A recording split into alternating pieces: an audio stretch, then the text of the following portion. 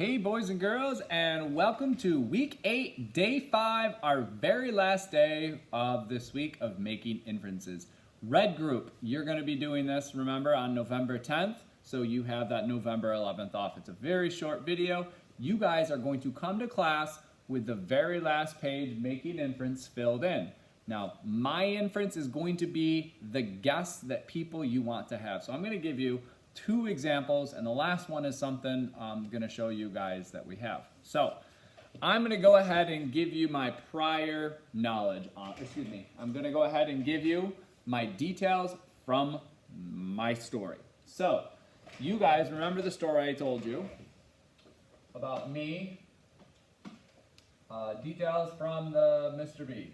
I fell down while running because of the leaves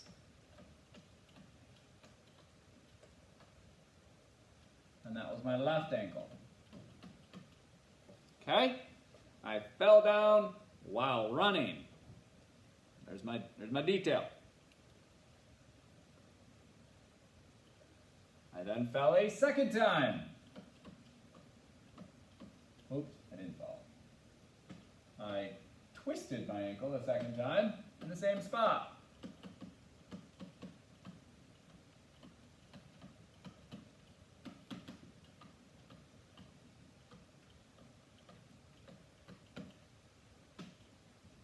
So I told one of my daughters this.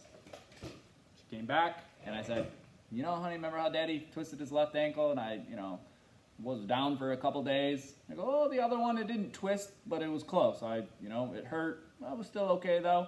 She goes, yeah, I remember, Dad. So she went ahead and she made an inference. Her inference is incorrect. I wanted to show you that it is okay to make an inference. So my daughter, she took this information.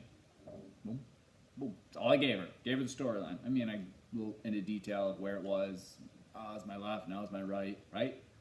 Here's her inference. It's a wrong inference. So her inference, she stops me in telling my story, and she says this.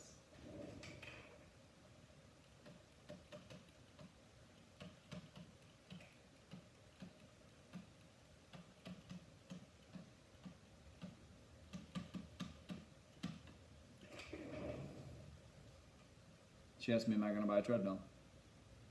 Now, how did my daughter make that inference? Because she took the details. Dad fell down twice, hurt himself. Prior knowledge. I know my dad is going to keep running. This is what was going on in her brain. She knew the facts. This is what I told her.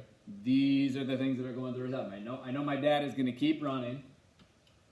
I know my dad doesn't like getting hurt. Dad doesn't like getting hurt. You're not filling this in, by the way. Doesn't like getting hurt. Sorry if you're filling this in. Sorry, you're not doing this. This is just me. Dad's keep running. Dad doesn't like getting hurt. And he enjoys running.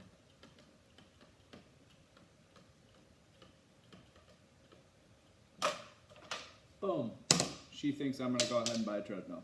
Is she accurate in the way she came about it? Yes. Is her inference wrong? Yes. What she doesn't know is her dad's cheap. And he's bought a treadmill before, and it's kind of just sits there, and it's not a great thing to have in the house. So she doesn't know that from her prior knowledge that her dad is cheap, and her dad doesn't, like to have a big treadmill in the house because he had one before. So she didn't know that because she was little. So her was incorrect, and I told her, I said, no, honey, I'm just not going to run down that way again, okay? So I'm going to have you guys do what I just did. You're going to come to class, and you're going to give us just these details. You can use a picture. So if you need to take a picture of something, you can, to bring it in to show us. We're going to hear your details. You could tell a story like I did. And then we're going to do all this prior knowledge. We're going to wrap our heads around it, and then we're going to make an inference. And we're going to see if it goes with your inference. The goal is not to trick us, but it would be fun to be like, ha, you don't know this because you don't have the background knowledge. Now, don't have it be like something wild and crazy that only this is the deepest, darkest thing that you know about your prior knowledge.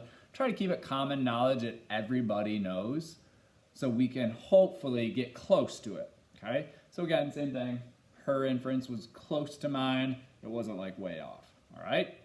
So I'm going to show you mine. Here's mine. This is pretending to be mine. You guys are going to do this. So I would take a picture of the bottoms of my running shoes, and I would bring that picture into class.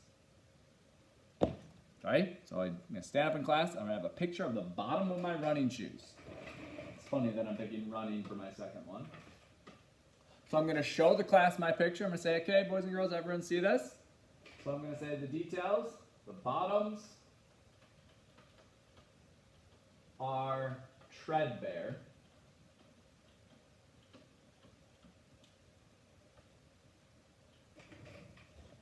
Okay, the bottoms are treadbare, and I'll explain, treadbare just means this.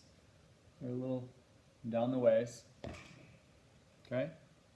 Bottoms are treadbare. Again, this is mine. And then I'm going to give them another detail. So my birthday was November 1st. And I received some money. You all went there. That's all I want. Obviously, the inference that I want the kids to do, Mr. B will buy new running shoes. In prior knowledge, there in their head, they're going to put the pieces of the puzzle together. I know that if you are running on bottom treadbares, it is winter coming, so we've got snow, and Mr. B's had trouble with running with leaves already. We know that Mr. B likes to run, meaning he's going to continue doing it.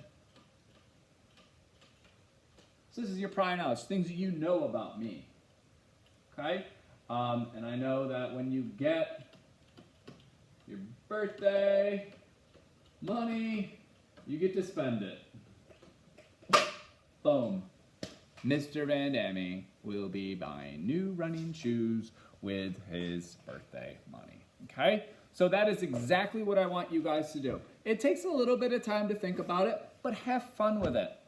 If you have an interest, obviously I picked running as mine for both of my stories, but if you have an interest, if you have a sport, if you have a game system that you like to do, or you're an expert at something. I want to hear someone who's a real expert in a car, like repairing a car or an engine or something like that, because you're going to stump me because I don't have any prior knowledge, okay? So you'll get to be the teacher. It's going to take us some time, but we want people to try to get the inference, so like don't have it be really complicated, right? Think of what you want. Think of your details first. Think of what it is you're going to show us a picture of. Tell us a little bit about it, okay, or a little more details, and then let us fill in the missing pieces and let us come up with an inference. Now my inference was super easy. I wanted you all to get it so you can like be like, oh, okay, that's not hard. I'm gonna take a picture of something and I'm gonna tell them the story behind it, and they're gonna come up with an inference from it. Okay? Let's try to stay away from like how you feel. So like don't take a picture of your teddy bear and be like, I got this from my grandma. I miss my grandma. Right? And then obviously your inference would be like, well, she sleeps with that teddy, or he or she sleeps with that teddy bear and she loves that teddy bear. Let's try to stay away from those sort of things of like feelings. So feelings, try to think of something that you actually had to do, or then an action that you had to do afterwards. If you're really unsure with this, guys, it's okay. Try your best. Just try your best. It's okay to fail. We're only on our first week of inferring, and this is not cut and dry, so it's kind of open. If mom and dad need to help you, have mom and dad kind of see the breakdown of the video that I showed you how to do, and just say, hey, I'm really having trouble with this, or just send me a message and say, Mr. V, I just can't think. Maybe I'll help you think about it over chat. Okay? I can't wait to see it, guys, and I can't wait for you guys to be the teachers, and I want to get some of your inferences right, but I also want to be stumped too. All right, bye.